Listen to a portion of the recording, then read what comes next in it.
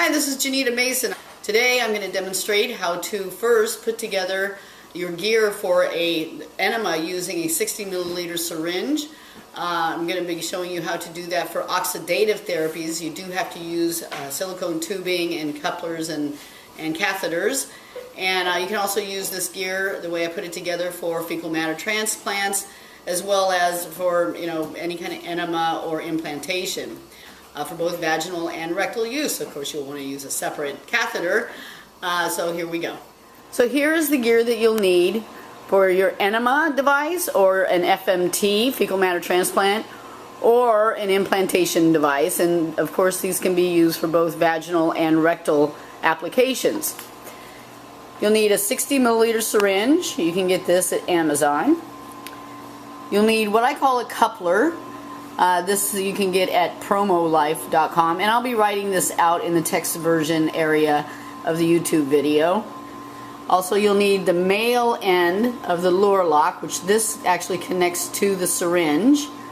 You need about a foot of hose, silicone hose, by the way, because if you're working with us, you're going to be doing a lot of oxidative therapies like ozone and master mineral solution, those sort of things. So you need to use silicone, as well as a silicone catheter. And these silicone devices, all four of these, can be purchased at promolife.com. Okay, so now I'm going to demonstrate how to put all of the gear together so that you can perform your enema. First, you'll take the lure lock, put it on the syringe, then you put your 1 foot of tubing, silicone tubing, remember, if you're using oxidative therapy such as MMS or ozone water or ozone. Then you'll put the coupler on this end. This does detach like this. This is why I like using the coupler, so you can easily take the catheter off. And then you'll put the catheter here on the other end of the coupler. Now, depending upon which catheter you get, you may have to cut back just a little bit so that it fits real snug on your coupler. Okay?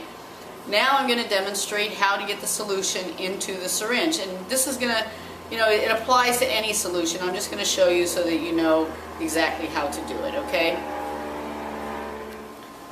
Now I'm going to demonstrate how to load the syringe. I'm going to use MMS, Master Mineral Solution, as the example, because there is a specific way to prepare MMS, so I thought I'd share that in this video.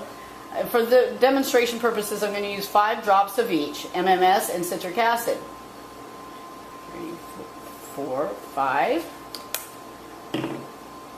And then 5 drops of the citric acid. And you're going to let that sit for 2 to 3 minutes. Now, of course, your potency, how many drops you use, is going to be different depending upon what you're treating. You'll want to consult a healthcare practitioner, a professional healthcare practitioner, or you can actually read Jim Hubbell's book, which I do suggest that you do anyway if you're using MMS. You can find that online. So I'm going to let this sit for 2 to 3 minutes, and I'll be right back.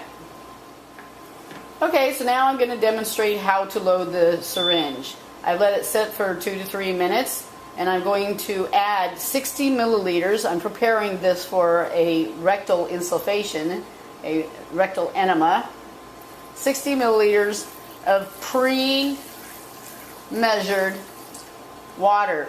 A lot of practitioners will advise that you use distilled water. I do not advise that unless you know you are using clean spring water that was used for the distillation, or any kind of well water.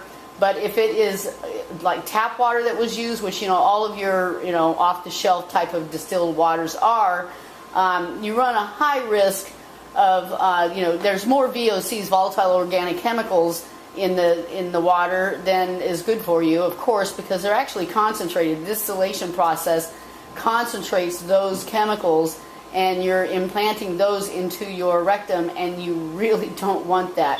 So I use actually the filtered water from the Berkey that I have. Is just fine. Berkey is rated for 99.9% of bacterial removal. It's rated for non-potable use, so it's perfectly fine.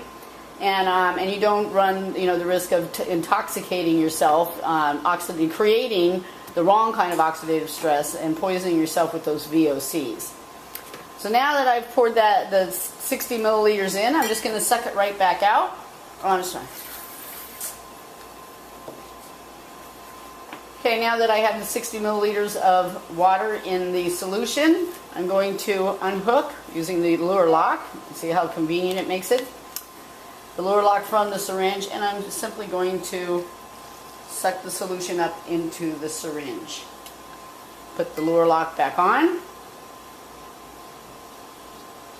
And then you will, what I call, prime it by pushing the solution up to about the tip of the catheter.